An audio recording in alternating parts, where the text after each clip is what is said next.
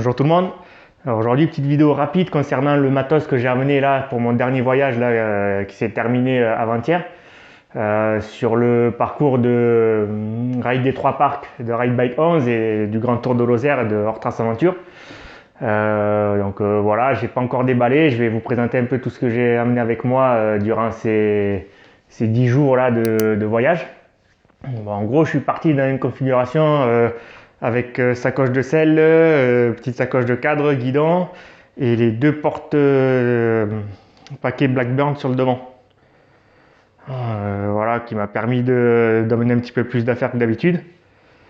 Comme j'étais pas sûr de la température, voilà, j'ai amené quelques affaires supplémentaires au cas où. Et je vais vous présenter un petit peu. De toute façon, tout ce que j'ai pris durant ces 10 jours m'ont servi. Donc en gros, concernant le vélo, bon, c'est toujours le Triband 120 avec ma transmission monoplateau. Monoplateau, cette fois pour celui-là, j'ai toujours 38 devant et j'ai mis 11,46 derrière. Voilà. Comme j'avais quand même du gros col cette fois-ci, voilà, 38,46, ça m'a permis de mouliner quand même sur certains cols, dont le col de la Luzette qui est pas facile. Sinon, au niveau du vélo, bon, rien de plus, j'ai rajouté une béquille pour être tranquille dans les campings et pour pouvoir faire du drone voilà, sans avoir coucher le vélo par terre. J'ai mis un petit antivol de roue là qui permet de bloquer la roue arrière pour les courts, on va dire les courts arrêts. Et sinon, rien de plus que d'habitude, les garde-boue, si, ouais, les garde-boue qui m'ont servi. J'ai eu une étape de grosse pluie et d'autres, et j'ai eu 2 demi-journées de pluie aussi.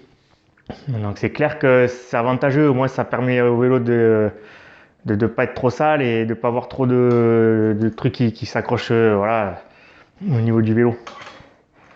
En concernant la sacoche arrière, voilà, sacoche arrière, j'ai mis tout ce qui concernait plus ou moins le bivouac. Donc sur le dessus, bon, j'ai accroché la petite veste légère là. Donc en cas de voilà, je le mettais dans les descentes surtout, et puis dans la matinée.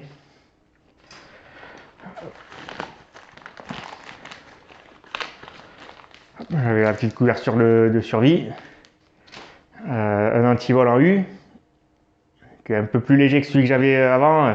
Il fait 500 grammes celui-là, qui me permet d'accrocher un point fixe en complément de l'antivol de roue. Ensuite de l'autre côté, j'avais mon sac à dos, le sac à dos qui se plie en boule. Donc à l'intérieur,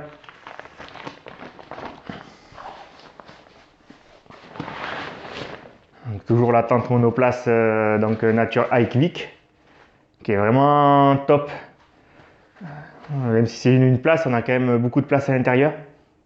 Le seul inconvénient, c'est il y a eu 2 matinées où ça a condensé à l'intérieur. Donc bon, j'ai attendu que le soleil se lève et puis en mettant au soleil, bon, j'ai pu emballer la tente une fois qu'elle était sèche.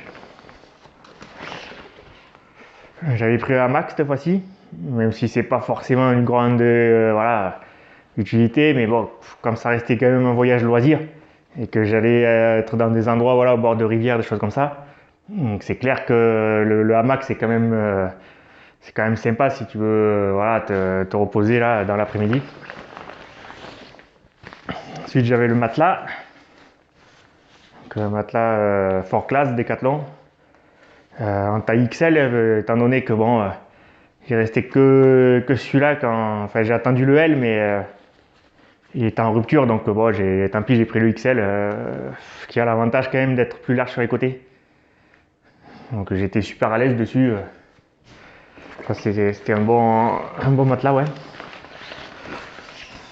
Ensuite j'ai les arceaux de la tente.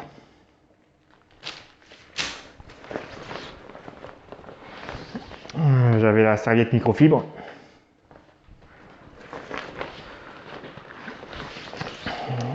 Ça c'est le tapis pour protéger la tente du sol. Et bon, les sardines de la tente. Et je crois que c'est tout. Ouais, c'est tout ce que j'avais. Ensuite au niveau de la sacoche de cadre, Ici, j'avais mis toute l'électronique. Enfin, tout l'électronique plus quelques bricoles aussi. De ce côté-là, j'ai une petite poche. Moi, j'avais les papiers, le téléphone. Et ensuite, j'avais le rechargeur des batteries de drone. Et de ce côté, j'avais la manette du drone. Je le mets là parce qu'au moins c'est facile d'accès. Et bon, le drone, hein, Mavic Mini. Voilà, j'avais encore de la place, donc j'ai les verres de lunettes transparents. J'avais la crème solaire aussi. Et le masque, donc masque en tissu. Ensuite, voilà, bon, de temps en temps, j'avais des barres au chocolat, des choses comme ça, mais bon, dans l'ensemble, je mettais plutôt tout ce qui était électronique. J'avais ma batterie, j'avais une batterie de secours aussi, un powerbank de 20 000 que j'utilisais le soir. On a cette petite poche. Donc là, j'avais tout ce qui était câble pour recharger tous mes appareils. Voilà, le GPS du vélo, la montre, le téléphone, voilà, enfin, tous les appareils électroniques. J'ai aussi un mini powerbank qui fait 6000 et quelques et qui était branché donc mon chargeur USB de dynamo. Donc ça me permettait de recharger dans la journée le GPS du vélo parce que bon, il tenait pas assez. Quand tu le mets en mode navigation, c'est vrai qu'il se décharge assez vite, donc je mets toujours un petit powerbank de ce côté. Voilà, que je fixe le chargeur dynamo et au moins ça maintient la charge en pédalant. Ensuite sur le guidon,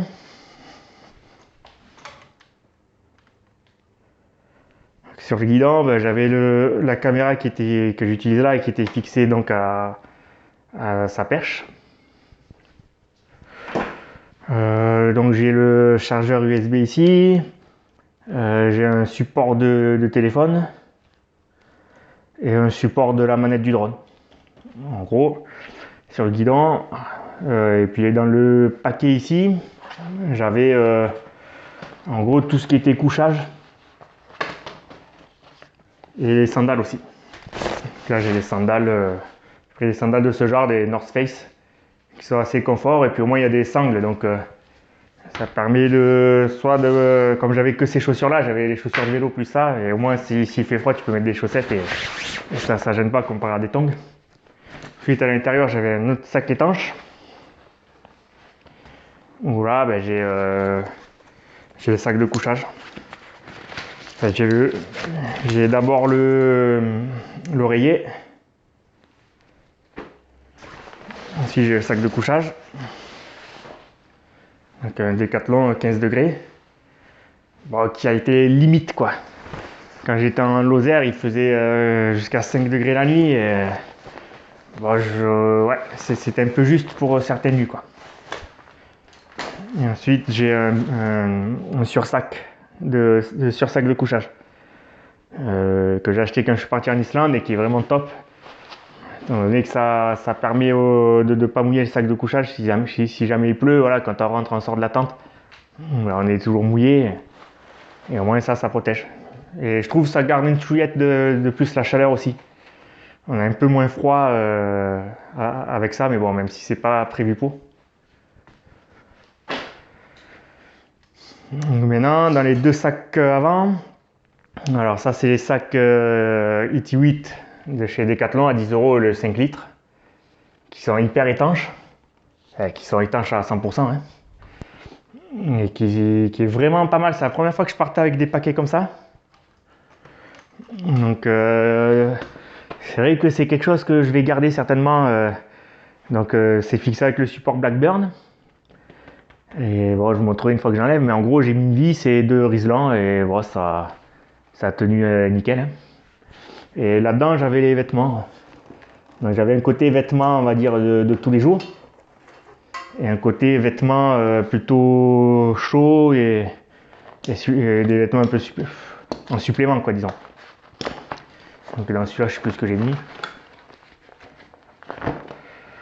Donc là, ouais, j'avais un gel hydroalcoolique.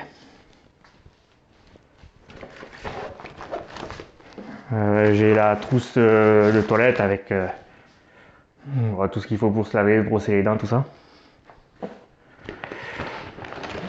J'avais amené un short. Donc le short for class très léger. Celui-là il est vraiment top quoi. Si vous partez en voyage, c'est ça qu'il faut quoi. Ensuite j'avais un t-shirt, une manche courte. J'avais le maillot de bain. J'ai fait des campings avec des piscines, au moins j'avais un maillot de bain tribord. Et ensuite j'avais 2 caleçons. Voilà en gros dans celui-là ce qu'il y avait. Donc ça c'était pour les vêtements on va dire le courant quoi, que je me suis servi tous les jours. Après j'ai pris qu'un seul type de chaque étant donné que bon, comme je l'ai dit je faisais des campings et bon, j'ai pu faire 2 lessives. Bon, ouais voilà tous les 3 jours j'avais des vêtements propres. Donc dans ce modèle là, donc là j'avais un cache-col. J'avais la veste de pluie. Donc ça, c'est vraiment la meilleure veste de pluie que j'ai vue. C'est la veste de pluie qui est vendue au rayon trail chez Decathlon. Donc ça, c'est une Kalenji, mais maintenant ça a changé de nom. Ça c'est Evadict, la marque. Et si vous voulez une bonne veste de pluie, c'est ça qu'il faut. Elle est quasiment 2 ou 3 fois moins chère que les autres marques pour un équivalent. Celle-là, elle est à 70 €. J'avais un surpantalon qui m'a servi de pantalon aussi quand il faisait froid. Plutôt que de mettre le short, je mettais ça. C'est le même modèle que la veste. Il vaut 40 € celui-là. Hyper léger et ultra étanche. Ça, y a pas de souci. Et ensuite, j'avais ma doudoune sans manche. Très compacte aussi pour 25 €. Une doudoune Quechua et qui m'a servi. Heureusement que je l'ai prise parce que quand il faisait 5 degrés là-haut en Lozère, j'étais bien content de l'avoir. Voilà, sans manche, ça a l'avantage de prendre moins de place. Après, j'avais pris un deuxième cuissard. C'est le seul truc du vélo que j'ai pris en double.